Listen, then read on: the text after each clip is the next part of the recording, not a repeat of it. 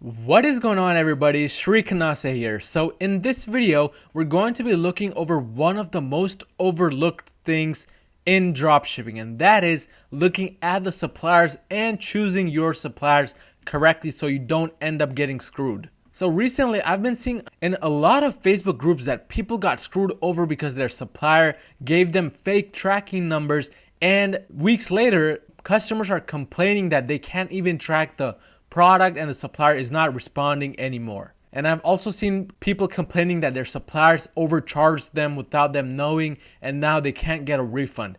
While this seems a bit stretched out, this is absolutely true and it happens often. So you don't want to get in such a situation, especially when you're scaling and enjoying your first winning product. But you will have to stick till the end to know exactly how to choose those correct suppliers, which aren't just after your money, but actually do provide the service they offer, which is shipping out products, and do it diligently. So when it comes to choosing suppliers, we need to understand why it is even important to choose a supplier in the first place and why we need a good supplier. So when it comes to e-commerce or dropshipping or just business in general, customers demand these three things: quality, speed, and service. So if you notice, the suppliers that you use actually have two of these three things in their control: quality and speed. Of course, since a lot of you people watching this video do dropship, speed is something that cannot be changed, since with ePacket, the time range for getting a product delivered is 12 to 22 business days.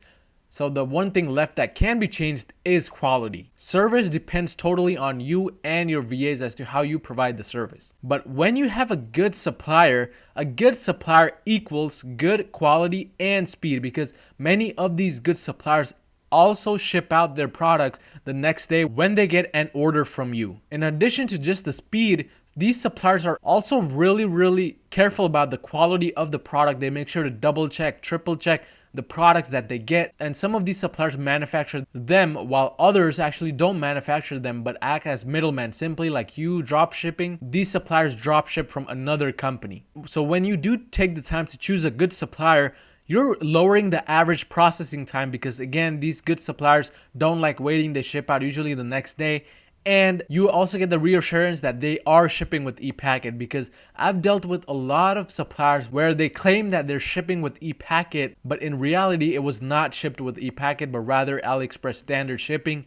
And the shipments were on average 25 to 35 days. And believe it or not, these suppliers do lie, especially if it's not a good supplier, because they want more money in their pocket. So they ship out with AliExpress standard so they can get the money for ePacket and keep it for themselves. So it is really important, as you can see, to even focus on suppliers to prevent any type of problems, especially again while you're scaling. But what are the consequences of a bad supplier?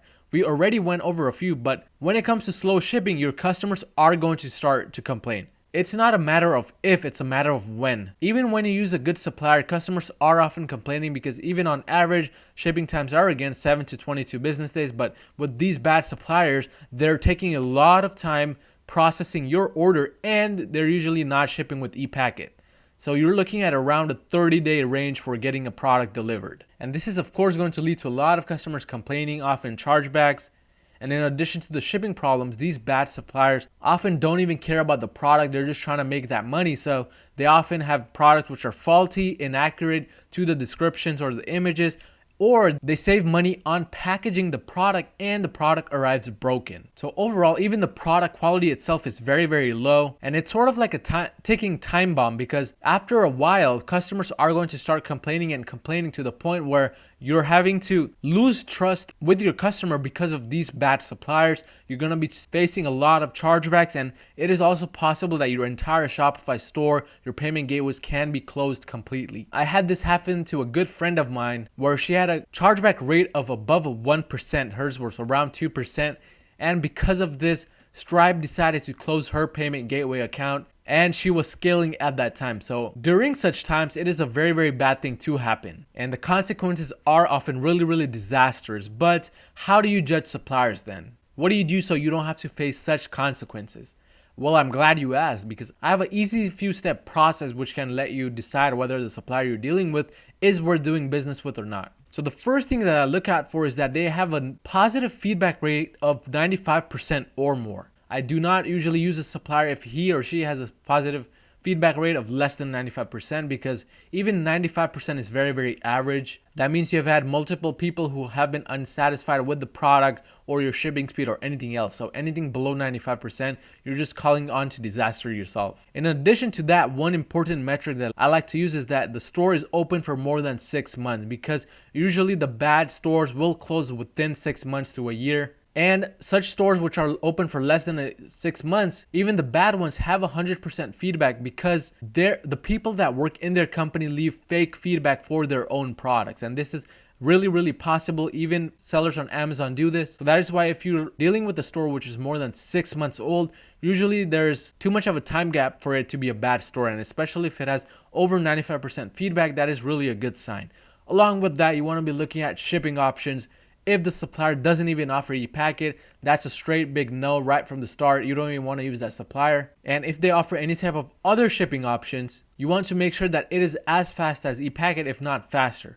Because there are a few shipping methods which are faster than e-packet, but the minimum is e-packet. And along with that, the product that you're trying to buy or test or add to your store, it needs to have a rating of 4.0 or more. Usually in my experience, if a product has less than 4.0 stars for their reviews, it is not really a good product with a lot of quality, or it has some other problems. And even if the product starts selling well, you really don't want to invite these problems, because in the future, once people start getting their orders, they will start charging back if the product is bad. And usually a product with less than 4-star reviews does have problems with it. So one thing you want to do to make sure that even if it's at 4 stars, that the reviews are real, because again, a lot of AliExpress suppliers like to fake their reviews. In fact, one of my suppliers in the past told me that a lot of AliExpress suppliers ship a large portion of their product, the main winning product at least, to an empty house in the United States or any other country to make it seem like that product got a lot of orders. And once it gets delivered after a few weeks or months, they will often act as if they bought those and leave feedback for themselves. So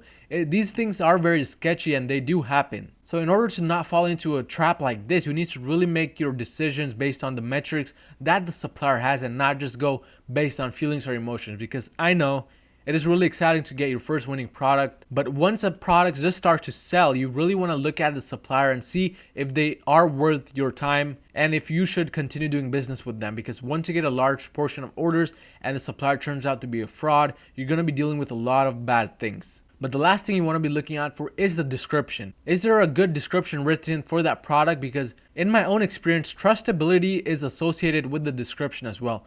Those suppliers which are trustable often take more time to put more information in their description to make sure that the reader knows everything about the product. And those suppliers who don't have big descriptions are often those people just trying to make money quickly. But in addition to this, you want to look at one specific question which a lot of people don't even know about exists on AliExpress, and that is the buyer Q&A. If I see questions asked by other buyers in the buyer Q&A, that is really a good sign that this supplier is trustworthy, especially if they have answered them. And the buyer Q&A is in the last portion, and I'll be showing you that very shortly on an AliExpress product page. But I want to go over test orders after I show you the AliExpress product page for an example product which I have opened up here.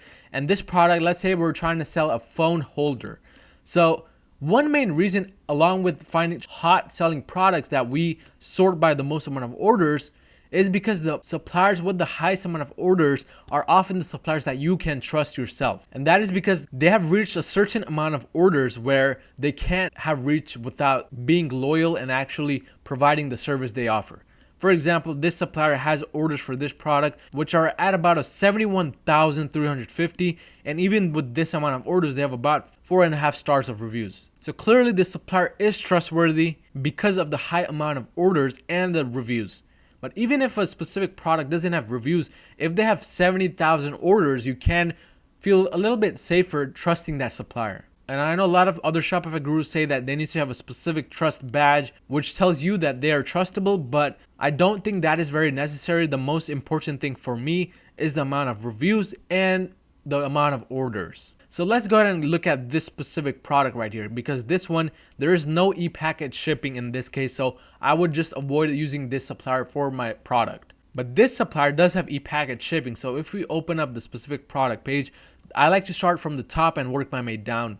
So the first thing that I look at is the positive feedback. Again, 95% or above. This store has a feedback rate of 98.2%, so it passes our first criteria. And even though the specific amount of rating for them may be below average or equal or slightly above average, I don't really pay attention to this. When you reach a high amount of orders yourself, you're gonna have difficulty trying to respond to every customer request or order on time. So this is kind of common, especially when you have high amount of orders. The main thing is the amount of positive feedback in total. The second thing is how long this store has been open. So this store opened in September 21st of 2018, so more than 6 months, which is a good sign. And now we move on to the third part, which is the reviews. As you can see, 4.8 stars, and they have 11,921 reviews, which is a really big number, and you should feel free to trust that number. And they have about 50,000 orders, again, a really good number. So clearly this supplier right from the get-go is someone you could trust if you were scaling this product and wanted to place orders with him or her. But if we scroll down now, we want to look at the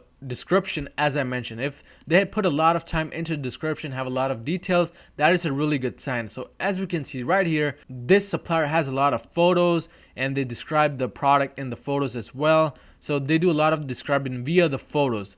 And they don't have much text, but that's fine because the photos do the explaining. And now we move on to the reviews in the bottom. So you want to read through the reviews, actually make sure that they're real from real people. And the best way to know that is if there are real sentences like these or paragraphs like these. Often if a supplier has fake reviews, there's not going to be any sentences at all. It's going to simply be 5 stars or 4 stars or whatever they want it to be at. And finally, the buyer Q&A section. So this right below the reviews is the buyer Q&A section.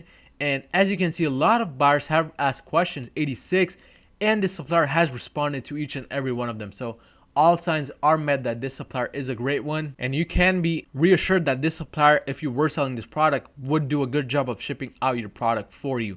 But those are the main metrics when looking for suppliers. So after you've confirmed all of those things and you're still kind of doubting the supplier because there may be 1 or 2 metrics the supplier did not match, you want to place a few test orders. Let's say you got 2 or 3 or 10 orders for a product. Out of those 2 or 3 or 10 orders, order a small portion from the supplier that you're still a little bit hesitant about. So for example, if I was hesitant about this supplier, I didn't want to really trust this supplier because of some issues, then let's say for example, I have 10 orders for this product.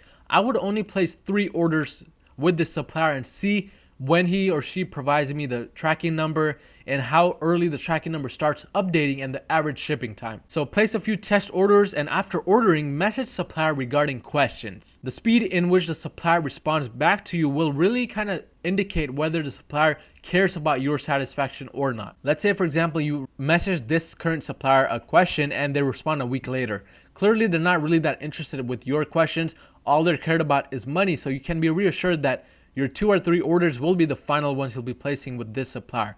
But if you see that after placing these orders and messaging the supplier, they respond to you in a timely manner, you will know that this supplier is definitely a good one to keep, and you can start placing more and more orders with them. Usually the next step is messaging them for their Skype or WhatsApp or WeChat account so that you can get special deals on this product, especially if you're scaling. Never be afraid to reach out to them to ask for deals, because in business, the lower your cost of goods, the higher your profit margin. So do whatever you can, negotiate how much ever you can to lower the cost, especially if you're placing 50 orders, 100 orders, 1,000 orders per day. And that is exactly how you judge your supplier and make sure you don't end up getting screwed over during the biggest important phase of your e-commerce career, which is scaling. But leave a comment down below if you've ever been screwed over by a supplier so that other people can also learn from that. But make sure to like this video to please the YouTube gods and subscribe if you haven't already while you're at it, and I'll see you guys next time.